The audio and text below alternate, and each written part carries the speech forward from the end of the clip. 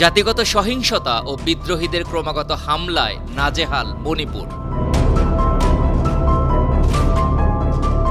Seven সিস্টার্সের এই রাজ্যে থেমে থেমে চলছে হামলা। কুকি বিদ্রোহীদের রকেট ও ড্রোন হামলা থামানো নিয়ে রীতিমতো ঘুম হারাম মোদী সরকারের।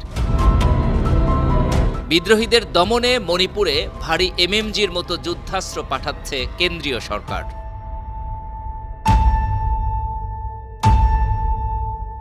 এসব মরণাস্ত্র ইতিমধ্যে মণিপুর পুলিশের হাতে পৌঁছেছে। আর মোদী সরকারের এই সিদ্ধান্তকে অত্যন্ত বিপজ্জনক বলে মনে করছেন ভারতীয় সেনাবাহিনীর অবসরপ্রাপ্ত কর্মকর্তা অলোক আস্থানা। এমএমজি মরণাস্ত্র নিয়ে ভারতীয় সংবাদ মাধ্যম দ্য ওয়ারে একটি নিবন্ধ লিখেছেন তিনি।